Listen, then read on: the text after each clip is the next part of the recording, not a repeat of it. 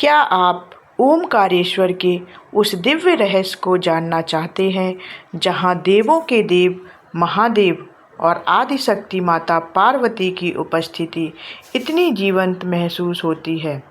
यह कोई साधारण कहानी नहीं, बल्कि एक ऐसा अनुभव है जो हर श्रद्धालु के मन में बस जाता है। ओमकारेश्वर नाम में ही ओम की ध्वनि है, जो सृजन, पालन और संहार का प्रतीक है। यह मध्य प्रदेश में नर्मदा नदी के तट पर स्थित यह पवित्र स्थल वास्तव में एक द्वीप पर बसा है और इसकी आकृति भी ओम जैसी ही है। यही कारण है कि इसे ओमकारेश्वर कहा जाता है, जिसका अर्थ है ओम के ईश्वर। यह 12 ज्योतिर्लिंगों में से चौथा ज्योतिर्लिंग है और इसकी महिमा का वर्णन पुराणों में भी मिलता है। चौसर का दिव्य खेल और उसके रहस्य को जानते हैं। ओमकारेश्वर का सबसे अनूठा और रहस्यमय पहलू है भगवान शिव और माता पार्वती का चौसर खेलने की परंपरा। चौसर, जिसे पासे का खेल भी कहते हैं, प्राचीन काल से खेला जाने वाला एक मनोरंजक खेल है।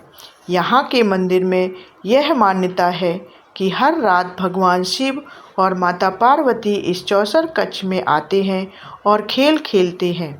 यह सिर्फ एक किंवदंती नहीं, बल्कि एक जीवंत परंपरा है जिसे वर्षों से मंदिर के पुजारी निभाते आ रहे हैं। हर शाम शयन आरती के बाद मंदिर के गर्भगृह में स्थित एक विशेष कक्ष है, जिसे चौसर कक्ष कहा जाता है। पुजारी जी भगवान शिव और माता पार्वती के लिए चौसर बिछाते हैं। इसमें चौसर का पट, पासे और गोटियां व्यवस्थित रूप से रखी जाती हैं। फिर इस कक्ष को पूरी श्रद्धा के साथ बंद कर दिया जाता है और किसी को भी रात भर यहाँ जाने की अनुमति नहीं होती। सुबह जब मंदिर के पट पुनः खुलते हैं तो भक्त और पुजारी अक्सर देखते हैं कि चौसर के पासे और गोटियाँ बिखरी हुई मिलती हैं, जैसे रात में किसी ने वाकई में खेल खेला हो।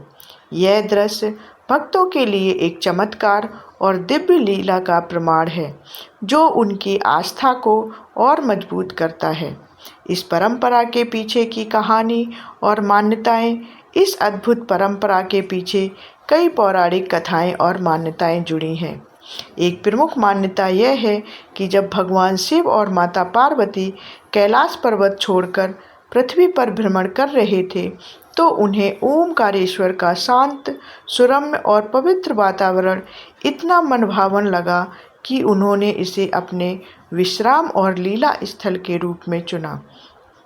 यहीं पर उन्होंने आपस में चौसर खेलने का निर्णय लिया और तब से यह स्थान उनकी इस दिव्य क्रीड़ा का साक्षी बन गया।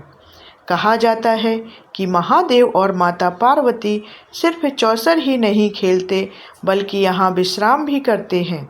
सुबह, मध्य और शाम को होने वाले तीनों प्रहर की आरती के दौरान भी भगवान शिव की उपस्थिति महसूस की जाती है।